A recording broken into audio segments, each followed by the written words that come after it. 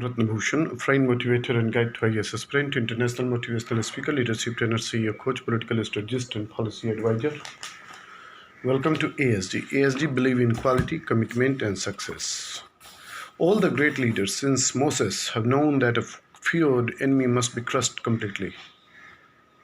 Sometimes they have learned this the hard way. If one ember is left alight, no matter how dimly its soldiers of fire will eventually break out.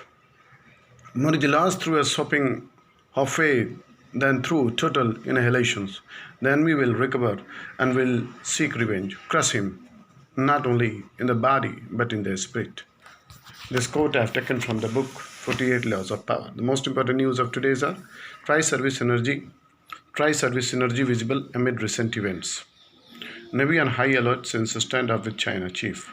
Tri-Services synergy and coordination has peaked with the establishment of Department of Military Affairs (DMA), as was visible demonstrated in the joint response for the three services to recent events. Navy Chief Admiral Karambir Singh said on Thursday. The Navy had been on high operational alert and was keeping a close watch on the movements in the Indian Ocean since the standoff began with China in May along the disputed boundary in the eastern Ladakh. Giving an interview of the prevailing security situation, he stated that the Navy would continue maintaining a high tempo of operations in coming months. The Navy quoted Admiral Singh as said that while reviewing the operational preparedness and combat readiness of the Navy's principal combatants.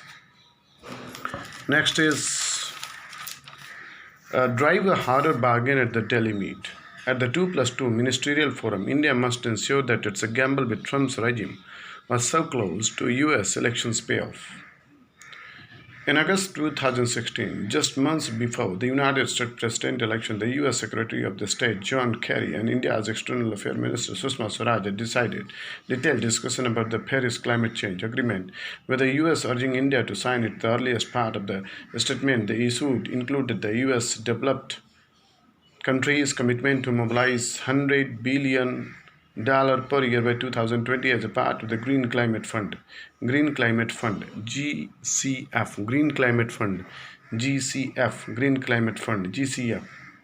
to help developing countries such as India with the climate adaptation methods and renewable technology.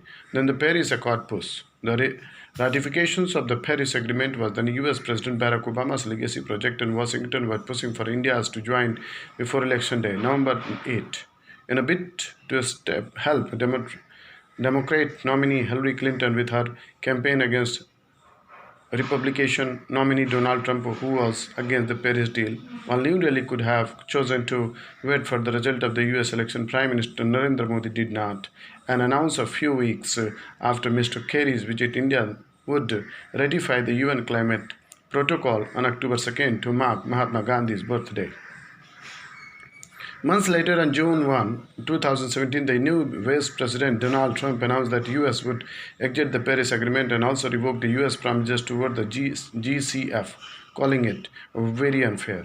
India makes its participation contingent on receiving billions and billions and billions of dollars in foreign aid from developed countries, Mr. Trump added, conveniently ignoring the fact that it was based on his predecessor's promises that India had made its calculation, this time the Indo-Pacific.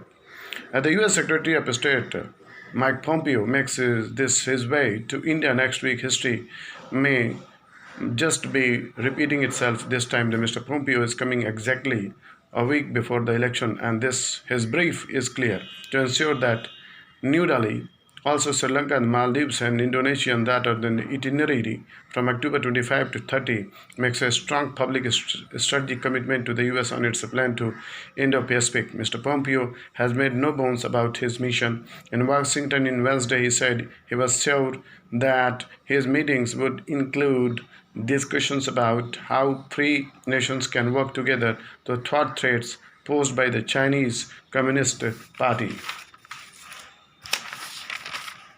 A compelling life story lost in the fog of illogic.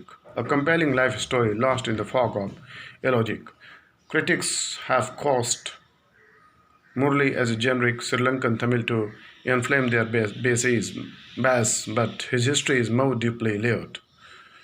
Occasionally, Muthaiya Muralidharan has spoken of the anti-Tamil pogrom in 1977 when Sinhalese mobs ran blood 12 inches across his father's back, then burned down the family's Basix factory on the outskirts of his hill capital of Kandy, Sri Lanka. In recent years, his this harrowing story has been recounted at the political events in support of Sri Lanka's president Gotabaya Rajapaksa and his Sri Lankan Podujana.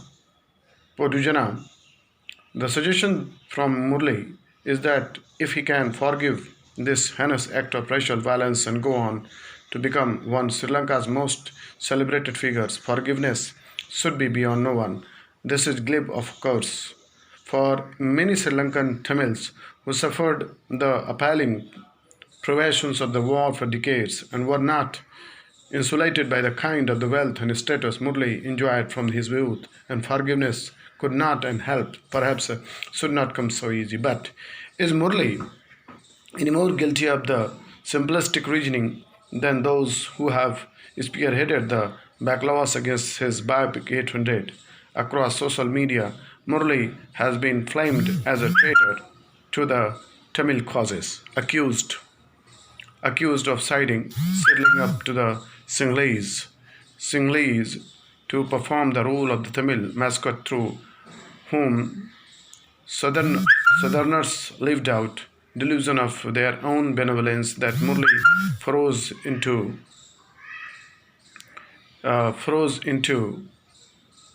political conversations have ranged from the main naive to calamitous plain. It is a view held even by some of the closest confident, but the suggestions that he should uncritically attach himself to the Tamil cause requires investigation.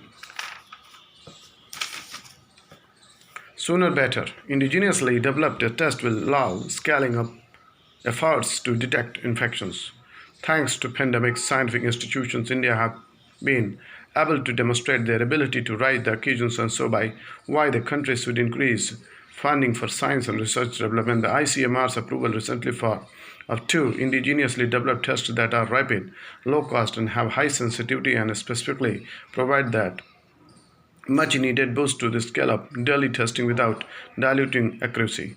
After carrying out about 1 million tests each day for the last few weeks, India for the first time tested nearly 1.5 million samples on October 2nd. While most tests done each day were the low sensitivity rapid antigen tests, the ones developed by the Delhi-based Institute of Genomics and Integrative Biology, the CSE Institute and IIT Kharagpur will now able to ship the more accurate test. The low sensitivity of the rapid antigen test has meant that even if people with symptoms were behind handed out to negative result nearly half the time, leading to undetected cases. And now my humble request to Honorable Prime Minister, President and Supreme Court, preamble, fundamental rights, fundamental duty must display on each and every public places, on each and every railway station, bus stop. There should be a portrait of freedom fighters, social workers, sportsmen, and her public place per empower India by honesty, character, and knowledge. Thank you so much. Wish you all the best and good luck.